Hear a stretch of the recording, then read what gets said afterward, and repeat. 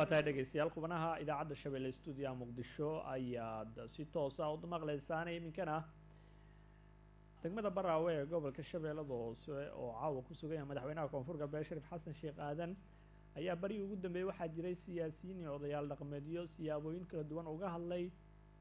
degmadaasi iyo howlaha ka socda oo ugu horeyso dhismaha golaha deegaanka ee degmadaas laga sameeyay maamulka haddaba arrinkaas caawa waxaa ka hadlay xildhibaan Maxamed Nuuraani Bakar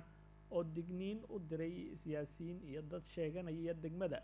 oo uu sheegay inaan loo baahnayn in xilligan degmada xiisad dagaal laga kiciyo waxa uu sheegay xildhibaanku in ay jiraan dad aanan ka soo jeedin degmada Baraawe oo sheeganaya oo sheegay in taasi keeni karto dagaal ama dhibaato ka dhalata arrinkaasi aan wada dhageysano wareysi caawa Shabeelle siiyay digniinta xildhibaanku uu dirayo isagoo si gaar ah u eedeeyay xildhibaan kale oo ka tirsan golaha shacabka aad iyo mahadsantiin Shabeelle waxaan rabaa inaan ka hadlo walaalkay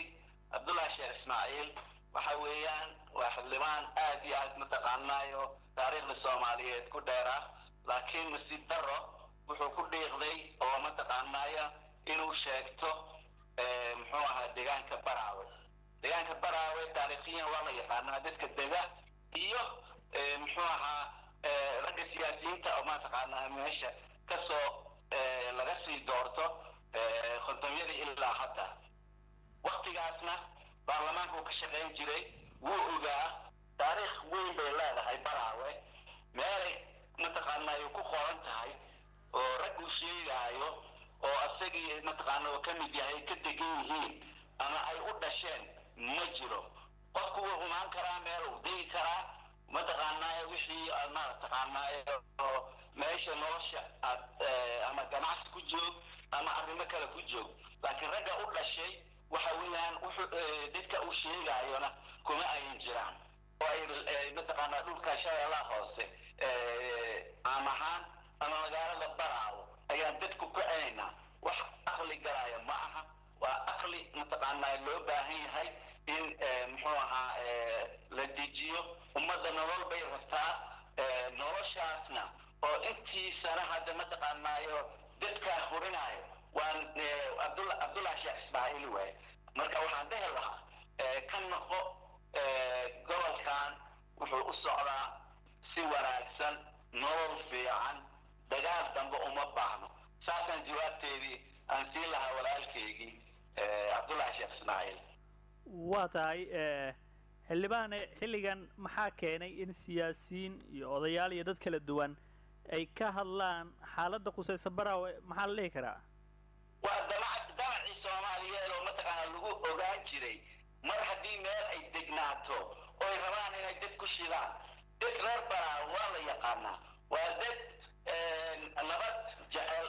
oo markii haddii la taabtaabtana dadkii taabanayo ayaa dacmaha ka gubanaya marka sidaas daraadeed arrimahan mataqaanaayo waqtigaan oo maanta ah oo ku dhawaaqay asagaa la weydiinaya waqtigaa waxa kiciyay tallaabadii ay qaadatay muxuu ahaa dowladaha goboleedada ayaa ka mid ah tii Kismaayo tii Puntland iyo tii maaragtay galmudug tallaabadii ay hor u qaadeen ayaa taas mid la eg ay qaadan doontaa haddii Ilaahay yidhaahdo haye maxaad ku baaqi lahayd ugu dambeyn arrimahan kale waxaan ku baaqi lahaa in wixii sidaa u fikiraayo inay mataqaanaayo ay fikirkoodii ay dhinaca saliimka sidii mataqaanaayo la wada noolaan lahaa oo sidii sharciga uu sheegayo oo sharciga koonfur galbeed ay tahay haddii waqtigeeda la gaaraba Ilaahay na gaarsiiye maamul waxa mataqaanaayo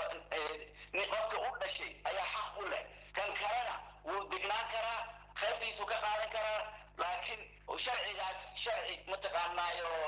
baalmaraayo haddaanu nahay reer Baraawe haddaanu nahay reer Koonfureed haddaanu nahay koonfur galbeed dowlad ahaan ma ogolni mana ogolaan karno taas waxa weeyaan waa message oo mataqaanaayo muxuu ahaa oo aan doonayno inaan intii mataqaanaayo intaa ka fikirayso inay ka naqdaan message